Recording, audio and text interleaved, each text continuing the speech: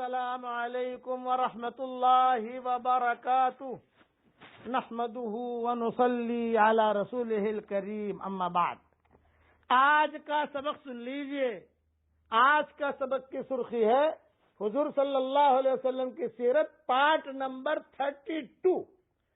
اب تاریخ طے ہو گئی اور حضور صلی اللہ علیہ وسلم اپنے چچاؤں کے ساتھ، ان میں حضرت حمزہ بھی تھے، کیونکہ حضور کی عمر حضرت حمزہ کی عمر ایک ساتھ تھی، یعنی ایک ہم عمر تھے، اور دیگر رؤسائے خاندان کی معیت میں حضرت خدیجہ کے یہاں تشریف لائے۔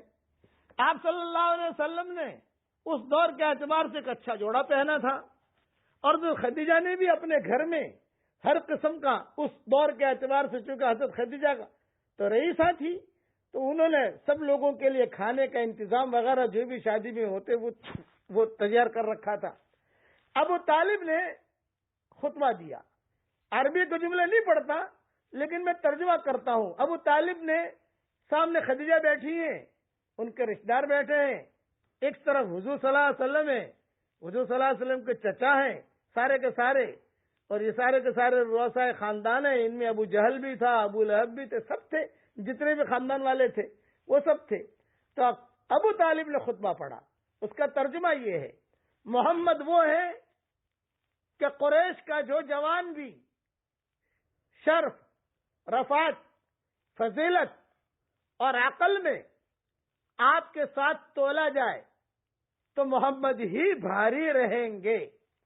مال میں اگرچہ آپ کم ہیں، لیکن مال ایک زائل ہونے والا سایہ ہے، اور ایک عاریت ہے جو واپس کی جانے والی ہے۔ یہ خدیجہ بنت خویلد کے نکاح کی طرف مائل ہے، اور اسی طرح خدیجہ آپ سے نکاح کی طرف مائل ہے۔ بس یہ جملہ کہا ابو طالب نے۔ جب یہ جملہ کہہ رہے تھے تو حضور جو ہے وہ شرمائے ہوئے اپنی نگاہوں کو نیچے کیے ہوئے بیٹھے تھے، اور حضرت خدیجہ چونکہ حضور صلی اللہ علیہ وسلم کا یہ پہلا نکاح تھا، اور حضرت خدیجہ کا یہ تیسرا نکاح تھا۔ حضرت خدیجہ کا پہلے 2 شوہروں سے نکاح کر چکی تھی حضرت خدیجہ، تو حضرت خدیجہ جو ہے یہ بھی دھیان کے ساتھ یہ جملے سن رہی تھی۔ جب یہ ایک جملہ کہا ابو طالب نے کہ مال میں اگرچہ آپ کم ہیں، لیکن مال ایک زائل ہونے والا سایہ ہے، اور ایک عاریت ہے جو واپس کی جانے والی ہے، اور خدیجہ کا ارادہ ہے محمد کے ساتھ نکاح کرنے کا، اور حضور محمد کا ارادہ ہے خدیجہ کے ساتھ نکاح کرنے کا۔ تو خدیجہ بولی، صدقتا صدقتا، سچ کہا سچ کہا، میں نے محمد کو قبول کیا۔ میں نے محمد، اس دور کے اعتبار سے یہ تھا کہ میں نے محمد کو قبول کیا اور اپنے نکاح کے ساتھ کرنے میں راضی ہوں۔ تو ابو طالب نے بھی حضور سے کہا کہ بیٹا تم بھی بولو، تو آپ نے فرمایا ہاں میں بھی تیار ہوں۔ اس وقت یہ گویا کہ نکاح ہو گیا حضور صلی اللہ علیہ وسلم کا پہلا نکاح۔ نکاح کے وقت آپ کی عمر 25 سال کی تھی، اور حضرت خدیجہ کی عمر شریف 40 سال کی تھی۔ اب مہر مقرر کرنا چاہیے۔ یہ مہر زمانے جاہلیت میں بھی لوگ مقرر کرتے تھے، جیسا ہماری شریعت میں بھی مہر مقرر کیے ہیں۔ تو چنانچہ یہ بات آئی کہ مہر کیا رکھیں گے، چنانچہ 20 اونٹ مہر مقرر ہوا۔ سیرت ابن ہشام میں ہے کہ 20 اونٹ، اور دوسری روایت میں یہ ہے کہ یعنی تقریباً 500 درہم، یہ اس قسم کی مہر تیار ہوئی کہ 20 اونٹ مہر میں دیے جائیں گے۔ اب حضور صلی اللہ علیہ وسلم تو چونکہ یعنی مال تو تھا نہیں حضور صلی اللہ علیہ وسلم کے پاس، اور 20 اونٹ یہ بہت زیادہ ہوتے تھے، لیکن کچھ نہ کچھ ترتیب کر کے مہر کا انتظام ہوا، اور پھر حضور صلی اللہ علیہ وسلم کے ساتھ نکاح ہوا۔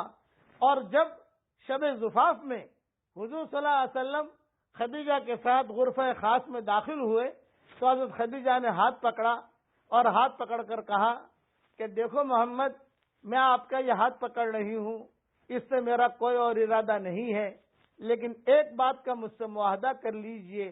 آپ نے فرمایا بتائیے کیا معاہدہ چاہتی ہو؟